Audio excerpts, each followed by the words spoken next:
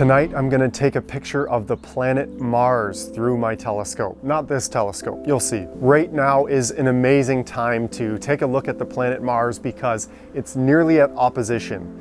What that means is that it's opposite the sun, and from my location, it's gonna be brighter, bigger, and most importantly, higher than it's been since 2003.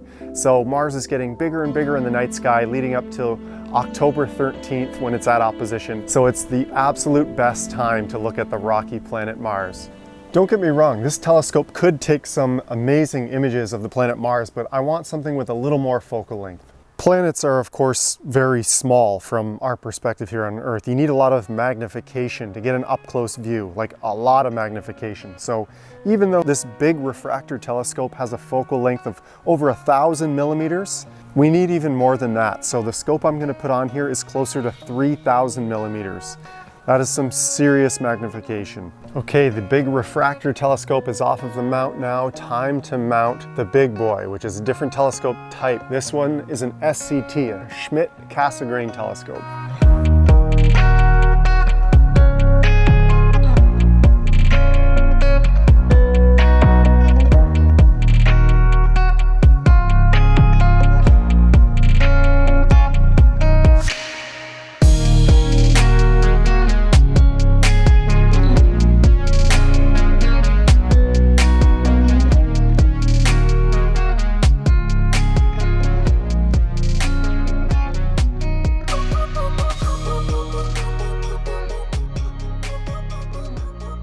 So for those that don't know, what you're looking at here is the Celestron Edge HD11 SCT telescope. So it's a mirrored telescope. There's a big primary mirror at the back and then a corrector plate at the front.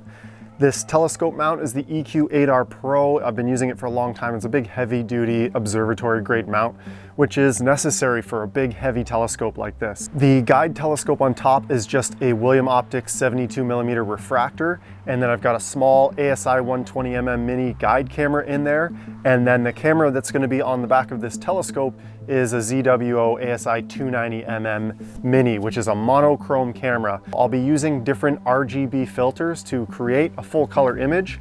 And there's some specific software that I'll use as well. And then I've just got some dew heater bands to protect especially this front corrector plate of the SCT from moisture. Mars doesn't come out for a while, so I think I'll do some visual observations first with the eyepiece in the back of the telescope, which will be really cool because that means that I can check out Jupiter and Saturn through this big scope, and I haven't done that in a couple of months now. This is the eyepiece of the telescope here, so visually for viewing the planets, this is a 23mm eyepiece, 82 degrees field of view, so kind of a nice lost in space kind of feeling. And this is a nice general all-purpose eyepiece. It's a good one. It's the Celestron Luminos. But eventually, after I view the planets, I'm going to slide the diagonal and the eyepiece out and actually put a camera that looks just like this one into the back of the telescope. And once it's in there, I can focus the camera with the little focuser knob here. And then actually I'll have to find the sweet spot for moving that camera to find the right backspacing to get a sharp image of the planet Mars.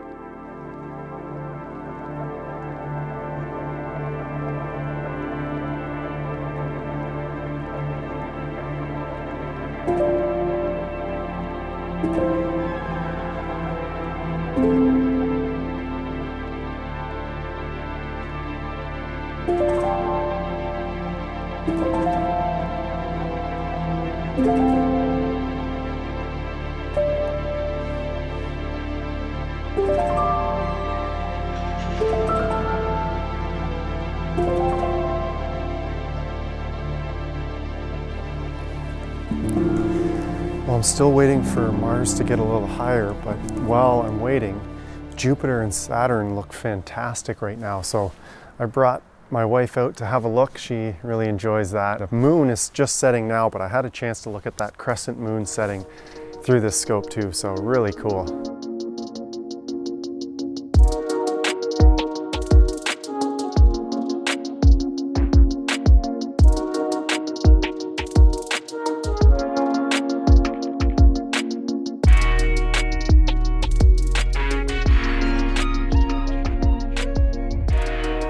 Okay, so things are going great. I'm just practicing on the planet Jupiter, my process first, before Mars comes up. It's coming up very soon, but I want to have my technique down pat, and basically what I'm doing is threading RGB filters to the front of the camera and shooting with this monochrome camera through RGB to create that full color image. And I just did a test run on Jupiter, so I should have a great image of Jupiter. I don't really have any great shots of Jupiter to date, so that'll be fun, but really it's just a warm up for Mars coming up. And I feel ready. All right, so I'm just patiently waiting for Mars to get up high enough. It will just clear probably right here on the roof of my house in about an hour or so. You can see Jupiter and Saturn over there. The bright one's Jupiter, Saturn right there. And some of the constellations you can see right now, you can see Pegasus, the Great Square, and Cassiopeia, and Perseus below it. And then Cepheus is right there, and good old Polaris. Big Dipper just hiding behind the tree there. So just waiting for Mars to rise above my house. Should be about an hour or so.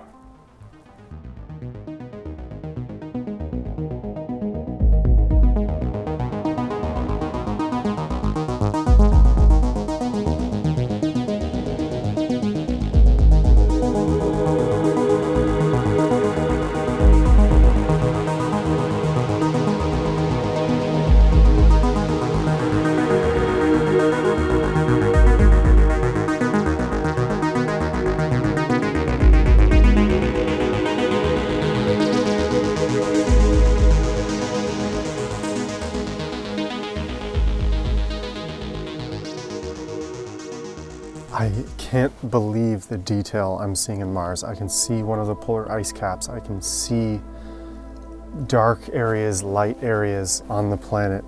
Incredible. Incredible.